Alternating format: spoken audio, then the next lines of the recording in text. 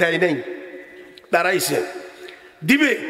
দাঁড়ানোর সাথে সাথে ওই চামড়া থেকে কোরআন শরীফের তেলাওয়াত শুরু হয়ে গেছে। ফামান আযলামু মিম্মান কাযাবা আলাল্লাহি ওয়া কাযাবা বিসসিদকি ইয জাহু আলাইসা ফী জাহান্নামা মাসওয়াল লিল কাফিরিন।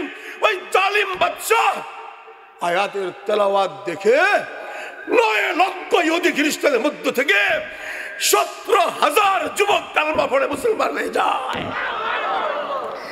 ইতিহাসে স্পষ্ট লেখা আছে।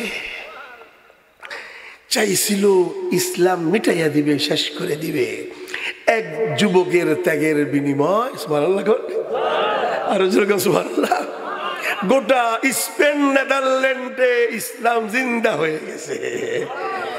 এই জন্য যুবক ভাই, মুসলমান ভাই সব, উদখুলু ফিস-সিলমি কাফা, আসুন আমরা ইসলামে পরিপূর্ণ প্রবেশ করি। পারবো না ইনশাআল্লাহ? তাহলে 14 তারিখের ভালোবাসা দিবস পালন করবেন না বর্জন করবেন? লাথিমার ইহুদিদের কোন কালচার, কোন রসম রেওয়াজ, ভালোবাসা দিবস হোক, 31st নাইট হোক, হ্যাপি বার্থডে হোক, কোন গায়ে হলুদের অনুষ্ঠান বর্জন, বর্জন, বর্জন। মুহাম্মদুর রাসূলুল্লাহর সুন্নাত মোতাবেক বিবাহ করব, ঠিক কিনা বলো? মুহাম্মদুর রাসূলুল্লাহর সুন্নাত মোতাবেক আমার 3.5 হাত বডিতে আমি সুন্নতি জীবন যাপন করব ইনশাআল্লাহ।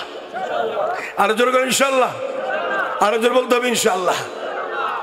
ওই যে আমি প্রায় মাহফিলে বলি, আমার এক ছাত্র কয়, হুজুর লালবাগ কমিউনিটি সেন্টারে আমার বিবাহ হবে, একটু আইসেন, দাওয়াত। খুব ভালো কথা, করব।